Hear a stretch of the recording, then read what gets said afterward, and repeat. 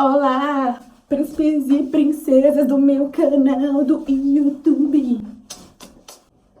Opa, aquela pausinha no meio do vídeo para pedir para você se inscrever aqui no canal, deixar já o seu like, enfia o dedinho aí no link. A gente tá quase com 1000 inscritos, gente. Vou fazer uma dancinha aqui nesse canal. Se inscreve no canal, deixa o seu like e tchau!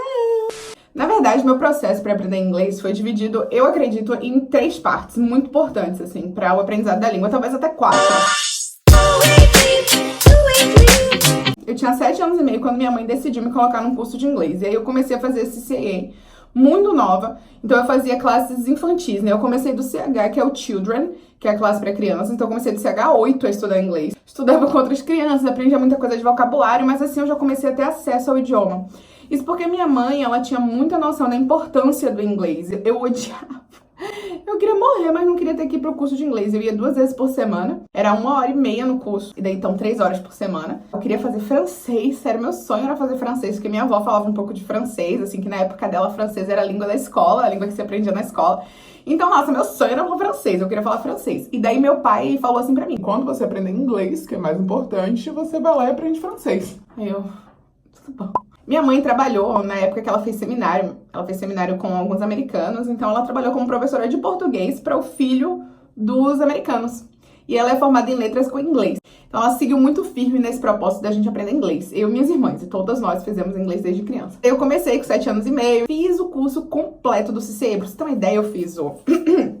CH8, Júnior 1, Júnior 2, Júnior 3, Júnior 4, TN1, TN2, TN3, TN4, TN5, TN6, TN7, TN8, TN9... Master, que é o Mac 1, Mac 2, Mac 3 e Mac 4. Tudo isso são semestres. E alguns eu não fiz em um semestre, eu fiz o curso de férias de 1 mês, que você faz o semestre em 1 mês. E aí era aula todos os dias, 4 horas, se eu não me engano, ou 3 horas e meia por dia de aula. Tipo... enlouquecedor. Foi onde eu aprendi toda a minha base do idioma. Tudo de gramática, muita coisa de vocabulário, pronúncia, acesso ao idioma, né, logo desde criança. Então...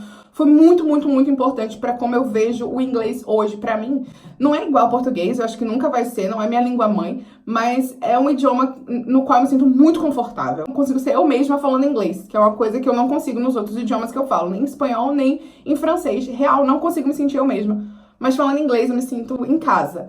Então eu acho que é muito por isso, por eu ter tido acesso ao idioma desde criança, desde muito nova. Essa foi a primeira fase do meu aprendizado do inglês. Quando eu saí do CCIE, eu achei que eu já sabia tudo de inglês, que eu já estava arrasando, que eu já era dona do idioma, dona e proprietária da língua inglesa.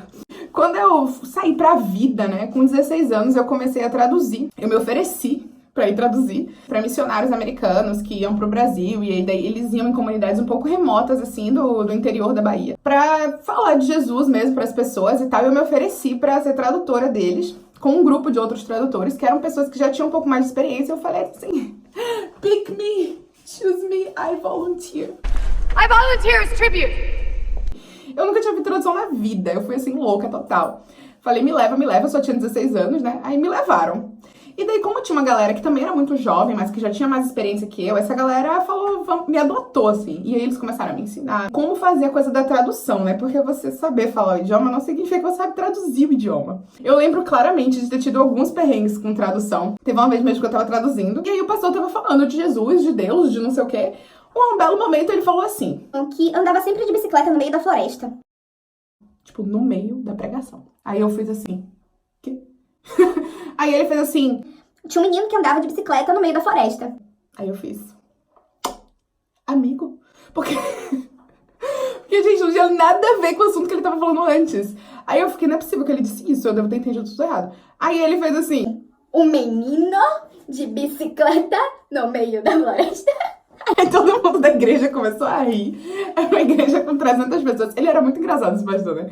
E daí eu também comecei a rir. Resumindo, eu tinha entendido certo, era um menino de bicicleta no meio da floresta. Só que assim, quando você não tem segurança, né, daquilo, tipo, na primeira vez que eu tava traduzindo e tal, eu fiquei muito assim, será que eu tô entendendo certo, gente? Como assim? Todos os pastores que eu trabalhei, os missionários, eles eram do sul dos Estados Unidos, então é um sotaque muito específico.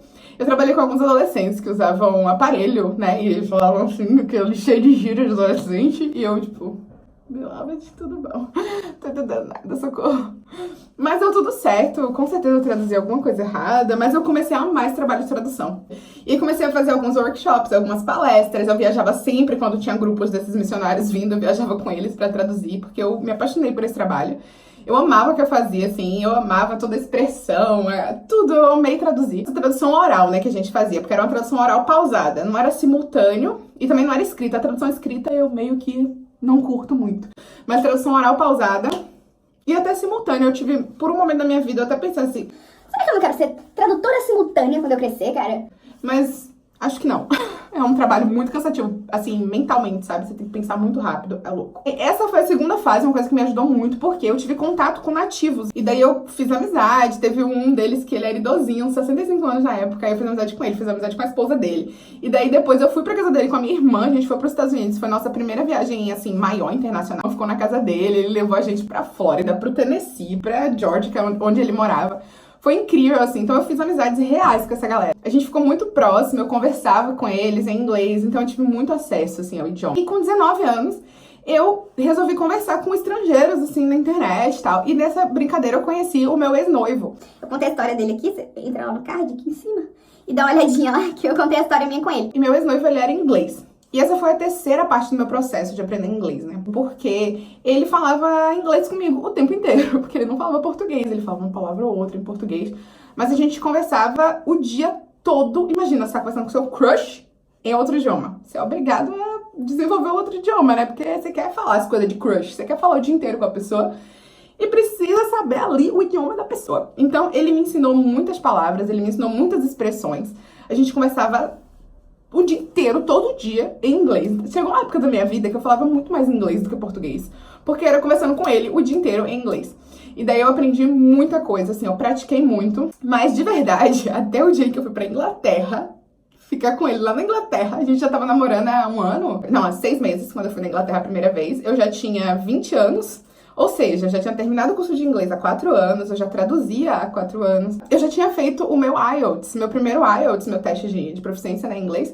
Eu já tinha feito em 2013, eu tirei 7,5 de 9, foi uma nota super boa, né, eu achei. Mas mesmo assim, quando eu fui pra Inglaterra, que eu cheguei lá e ele falava comigo pessoalmente, gente, eu não entendia. Eu juro pra você. Eu entendi o que ele falava, mas assim, no telefone, por exemplo, eu não entendia o que os pais dele falavam, eu não entendia. Porque meus amigos eram americanos, do sul dos Estados Unidos. O CCE é um curso de inglês americano, e o inglês britânico eu ficava assim... Não entendi nada. Então eu não entendia, cara, quando ele falava comigo. Eu demorei, assim, pelo menos uns 3 meses. Foi super rápido, né? Mas porque eu já falava inglês. Mas eu demorei uns 3 meses pra me adaptar ao sotaque britânico. Aí ele falar comigo no telefone e eu entendi o que ele tava dizendo. Porque o maior medo que eu tinha era de falar com alguém no telefone. Isso depois de anos estudando inglês, depois de anos traduzindo, depois de 1000 coisas. Eu tinha medo de falar inglês no telefone, porque eu não podia ver o rosto da pessoa. Eu queria ver o rosto pra ver a boca mexendo, pra eu ter certeza que eu entendi o que eu entendi quando a pessoa falasse inglês comigo. E isso foi, assim, um grande passo. Foi desenvolver meu inglês britânico, né, digamos assim. A minha compreensão, pelo menos. Meu inglês hoje, quando eu falo, é muito americano, não é britânico. Mas a minha compreensão do inglês britânico, né, eu entendi aí nesse momento. E também o acesso a isso, né, de outra cultura e etc, dentro do inglês.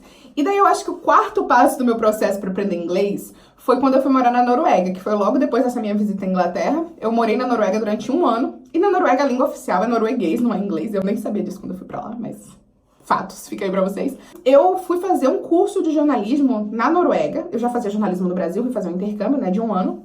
Em inglês, 100% em inglês. E aí, gente, foi aí que o filho chorou e a mãe não viu, né? Porque eu cheguei na Noruega pra ler artigo científico, pra escrever artigo científico, meu querido, pra assistir aulas completas, pra fazer apresentação de trabalho em equipe, etc. Tudo em inglês. Uma coisa muito boa foi que eu tinha muita segurança. Eu sempre fui muito segura do meu inglês. Jesus é que sabe por quê. Assim, eu chegava e eu falava mesmo, tipo...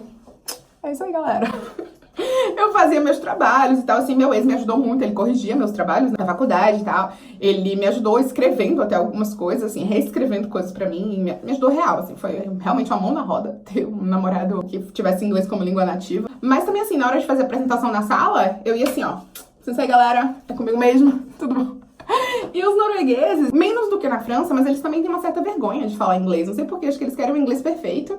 e não é a língua mãe deles. E eu nunca quis essa pretensão de falar inglês perfeitamente. Eu queria que a pessoa me entendesse, que eu falasse inglês bem e a pessoa me entendesse.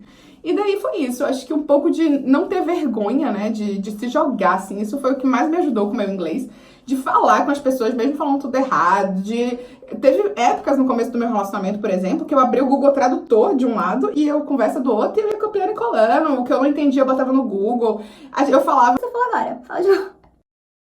Então eu acho que é um pouco de ser um pouco mais desinibido, sacou? De não ter vergonha de errar, não ter vergonha de falar com nativos, de dar a cara a tapa, de falar, não, peraí, pode deixar que eu sei fazer, hein? Chegar lá e não saber fazer, mas falar que sabe, e só isso já dá um up enorme na sua autoconfiança, no seu desenvolvimento do idioma. Então, hoje eu sou professora de inglês e eu queria dizer pra você que tá procurando, assim, como é que eu faço, cara, pra aprender inglês, né? Fale com nativos. O seu curso de inglês, as aulas que eu dou, por exemplo, elas vão te ajudar com a base do idioma, para você não cometer erros de gramática, para você ter noção da estrutura das palavras, da formação de frases, etc. Mas não é o que vai te fazer ser fluente. O que vai te fazer ser fluente é botar a boca no mundo, é ir lá e falar com nativos. Aí você pode buscar o Tandem, você pode buscar o Tinder, com o GPS falso, sei lá. Você pode buscar aplicativos, o OkCupid, você pode falar com gente do mundo inteiro, se você aumentar a localização. E ir falando com pessoas, entendeu? Simplesmente conversar com pessoas, fale com pessoas que falam inglês. E é isso que vai te ajudar. Começa digitando, começa olhando o Google Tradutor e depois passa pro telefone, passa pro chamada de vídeo e por aí vai, para que isso evolua, no caso, tanto que você consegue falar inglês. Mesmo que você fale tudo errado no começo, dane-se. Pelo menos você tá falando. Em português eu tenho certeza que você fala maravilhosamente bem. Então você já tá fazendo um esforço de falar um outro idioma. Agora outra pessoa que lute também pra te entender. E é isso, foi assim que eu aprendi a falar inglês. Se vocês quiserem saber como foi que eu aprendi a falar francês e espanhol, vocês podem deixar aqui nos comentários. O que vocês acharam da minha história de como eu aprendi a falar inglês? Vocês estão animados pra falar inglês? Me contem.